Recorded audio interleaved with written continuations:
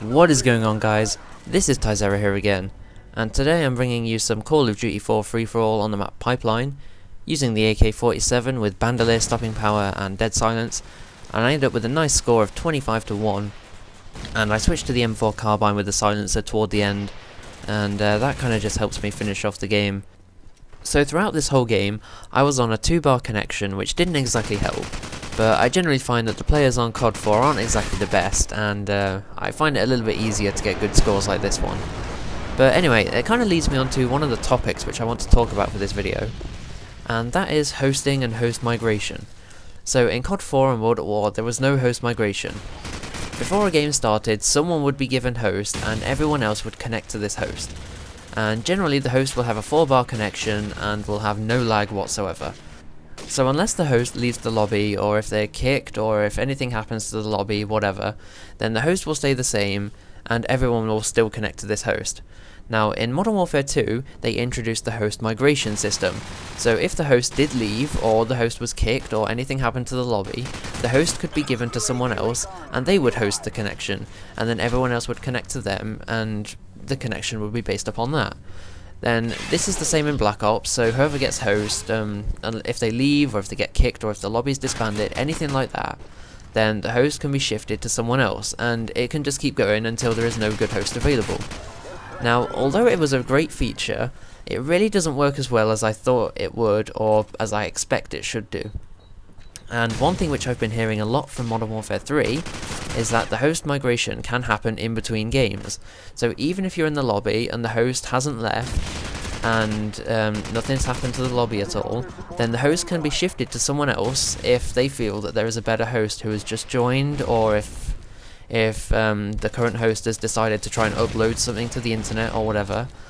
And this will give players a much better chance of being host, because there's going to be more host migrations and shift arounds.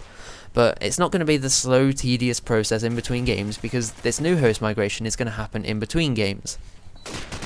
And of course there's still going to be host migrations in the games if the host leaves or gets kicked or whatever. I mean, I've already said these reasons like 100 times now, but now the host migration can happen in between games, and there's more chance of you pulling host. Unless you're on a terrible connection, of course, like one of my friends is. I think a lot of the time he measures his connection in bytes. So yeah. But anyway, with this new in-between game host migration feature, then you should probably expect to get host a lot more times, and pull a lot better connection. As you can see right here, I pull up the scoreboard, and of course the host is on top, and I'm somewhere in the middle. But I end up turning this game around, and my helicopter gets a lot of work done, I believe. It normally does in COD 4. Now, apart from giving people good connections and increasing their chances of becoming host, I think this will also help with gameplay related issues such as overpowered weapons and overpowered perks, because when I used to be on a 2-bar on Black Ops, I would switch to my Ghost for Mars suppressor class, which I don't have anymore, so don't complain to me about that, and I used to use the overpowered weapons and the overpowered perks to try and give myself an advantage again, so I could try and pull myself back up again. But if people aren't going down to 2 or 1-bar connections, and they're always on a pretty decent connection, then people who are like what I used to be, then they aren't going to switch to their overpowered weapons and perk classes, and that's going to reduce all this frustration of, damn, that guy killed me with the FAMAS, and all that kind of stuff, and you stupid ghosts, just leave me alone. Because I know several times in the past that's what I used to do. So I think that this new host migration will help out with a lot of things. And of course, another big problem which is associated with bad connections is rage quitting. And I think that if people are going to be on better connections, then there's going to be a lot less rage quitters who are in the lobbies. And I mean, I'm sure there's going to be people, such as myself, I'm not going to exclude myself from this, who will perhaps leave the lobby if the enemy team is really laying down the law and beasting on me. And I get so lucky with these kills here. I mean, look at this. That guy could have killed me so easy.